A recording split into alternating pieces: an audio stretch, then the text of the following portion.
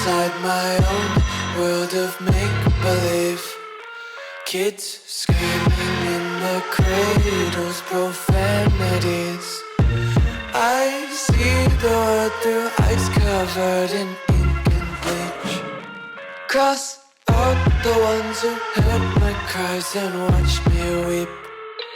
I love everything.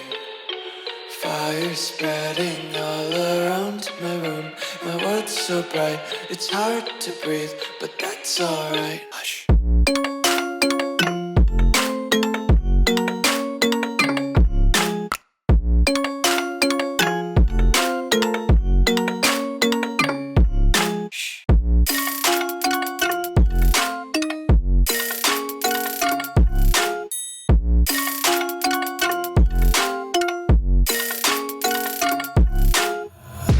Take my eyes open to force reality.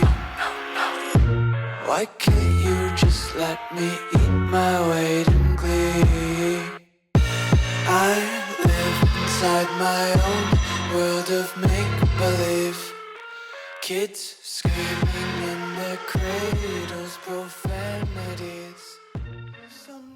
All right, guys, moving on with the giveaway Rat Rod paint job. You can see I've sprayed black. I used regular Rust-Oleum gloss black over the other stuff that we did earlier in the video. We did the primer base coat and the brownish tannish color and wet sanded that.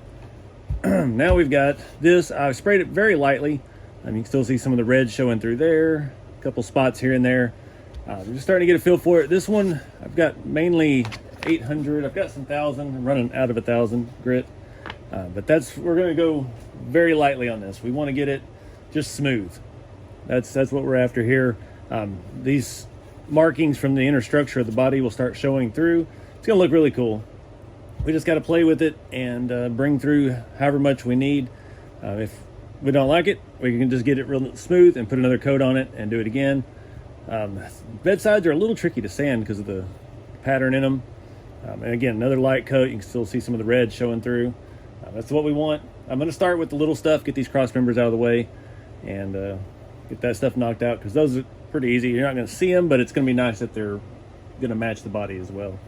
So I've got a fresh jug of water, and start sanding, put some music on, and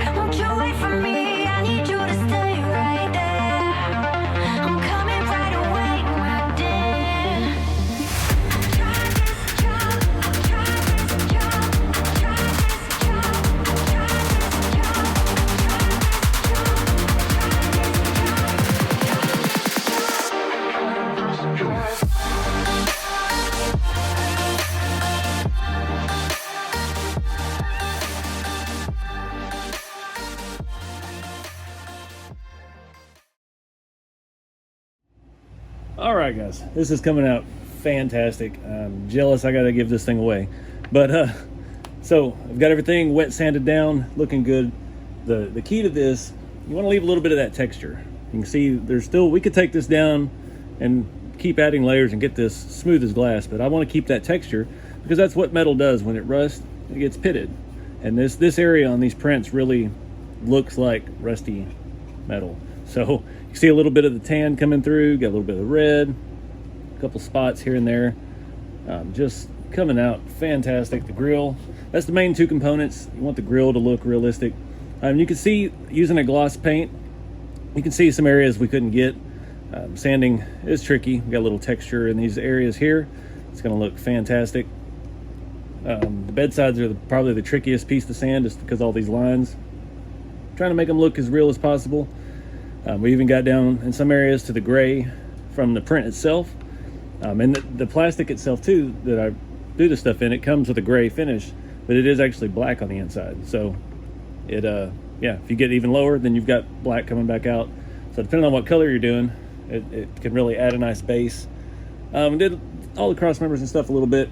Again, hard to get all the gloss out. And the easy fix for that, I'm not sure yet. I typically come back with a product called AK Interactive Rust Streaks. It's basically a stain, and I'll stain over it Rust-Oleum paints, whatever it is about on the enamel, I guess, that stuff will eat through that paint. So if we immediately put that on here, it's gonna just start pulling the black paint off, probably pulling that brown off, and just turn it into a soupy blended color that doesn't look good.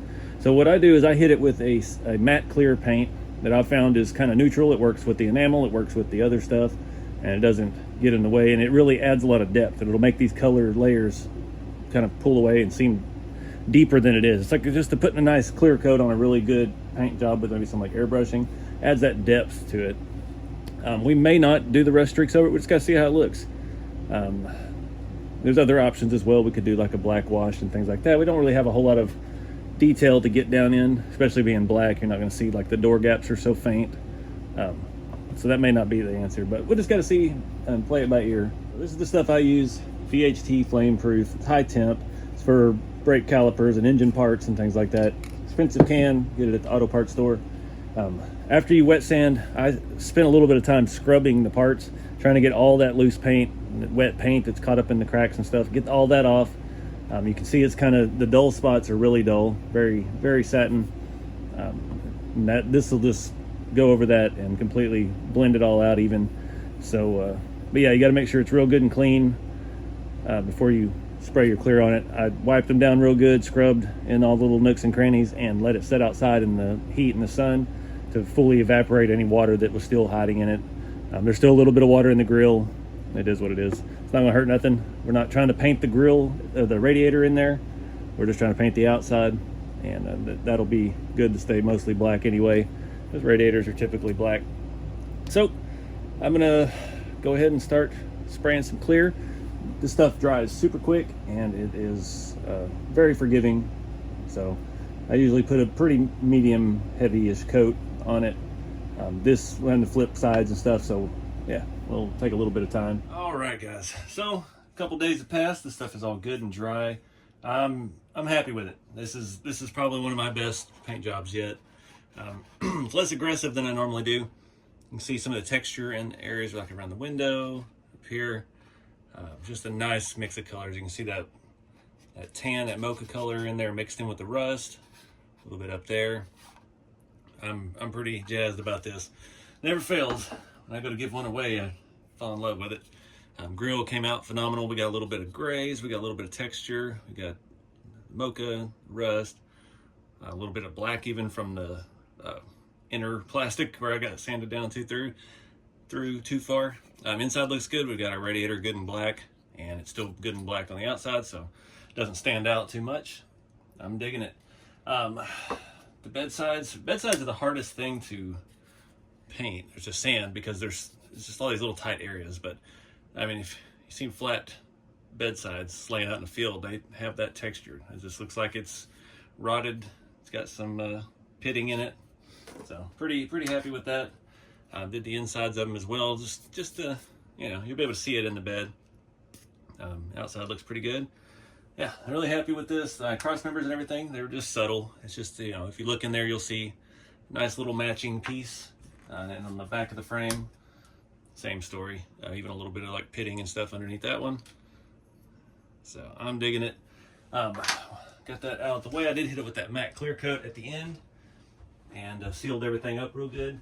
Now, if this wasn't rusty enough for you, you could come back with the AK Rust Streaks that I've used in lots of videos and go over this. Adds it's basically like a brown stain, and you'd stain this with this being black. I don't think that's really necessary. Other colors, like your mid-tones, like your lighter greens and blues and reds and things, there's definitely a place for a wash like that. Lighter colors, it's very delicate. So if you've got real light shades of greens and yellows and things, that Rust Streaks will stain it up real quick. But being this is so dark, I think that is just good enough. We got the detail from our inner structure and the body on the roof, the doors. So I'm digging it. So we're gonna put that aside. The next step we got to do, I have no idea because painting takes so long. How long this video is? We've got to start looking at mounting our engine because I need to drill holes in the frame for our new front engine supports, and we can't do that. We can't put the frame together until we do that because really, you need to put both your rails together and drill at the same time so you know they're in exactly the right spot. So yeah, I've got to get the engine out. We're just going to mock it up with the transmission, bolt it to our transmission mount. Since this kit is using the V8, we don't have our motor plate that comes with the kit. We don't need that. It's made into the back of the engine. And we're just going to put those two together. And I think we're going to save building and detailing the engine for the next video. And yeah, get this stuff rolling. Like I said before at the beginning, we've got the Trailfinder 2 rear leaf spring mounts. Doesn't matter which way they face, if they're the straight ones or the angled ones. I mean, you're going to drill the holes where they need to be, so that's all that matters.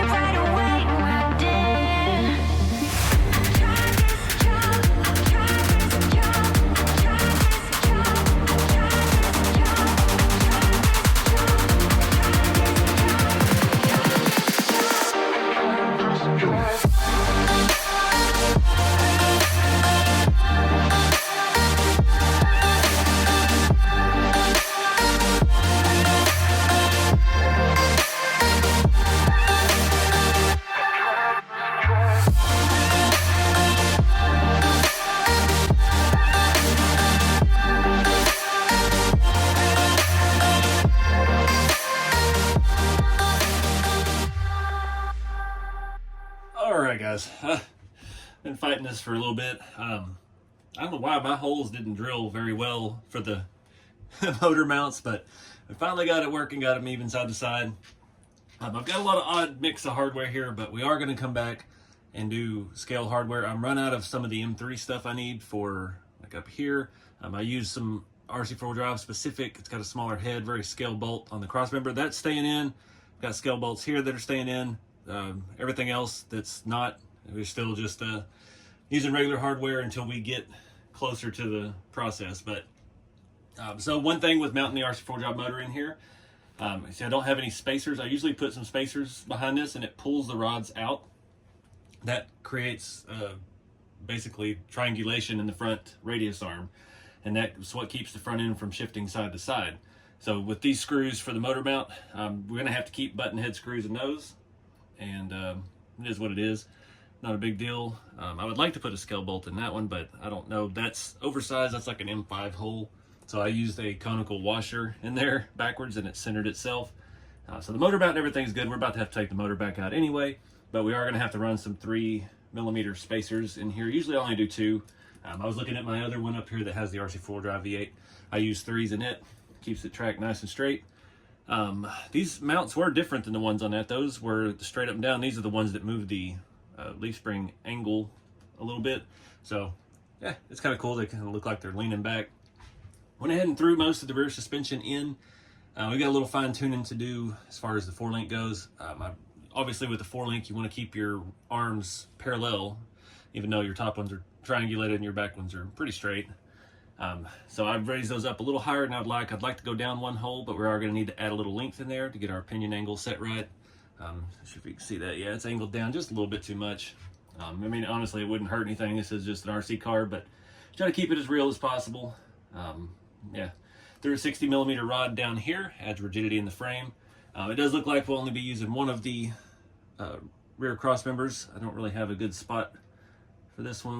There's not any holes there. We don't really need it. Can't put it anywhere else. I mean, I guess we could throw it under the interior just for the fun of it, but why bother?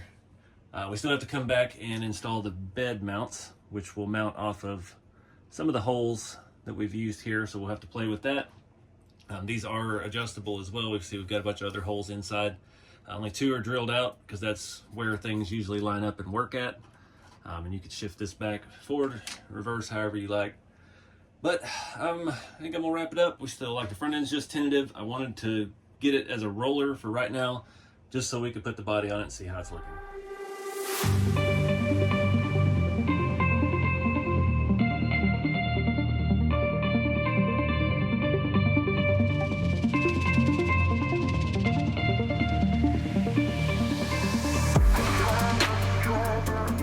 Motivation when you doing a project like this. Takes a little time to space it out, but try to get it to a more complete state at the end. Found that with real project cars, it's hard to start from the ground up, especially if you don't have all the money to finish it. So if you can start with something that you can at least start and run, maybe drive around the yard, it makes you feel a lot better when you got to do other things to it. So we still got a lot to play with. I'm pretty happy with where the front end's mounted. We have some options there. It looks like it's going to put the shocks in a good spot once we get the final hardware in there. I threw actually some 2.5 stuff in the shocks just to keep them up off the ground so it looked cool. We still got the new adapters for the solid axle to the 12mm hex to put in, because right now our front tires do not roll very well. And we got a whole lot of engine detail to do, a whole lot of parts to install. I'm not going to leave it orange. I haven't decided yet if I'm going to try to strip the anodizing or I'm gonna try to just paint it. Typically, I've painted them before. Just takes a lot of thin coats. Definitely test your patience, but I seem to be doing good on that with this build, the way the body work come out. We got to make windows and do something with the interior. I'm not sure yet how far we'll take it, but yeah, at least we got it a roller. You can see how these bed sides are gonna look on there. Fit about that high. Yeah, that's gonna look good. Really happy with the turnout, the color, the paint. It's one of my best weathering jobs so far. So one of you guys is gonna win this thing. It's gonna be neat to see how this all plays out. But until next time, guys, get out there and have some fun with the hobby. Be sure to check out RC4wd Drive for all the details on this giveaway. And check out my website, rceveryday.com, if you're looking for one of these kits, if you don't win it. So have some fun, guys. Keep it scale, and I'll see you next time.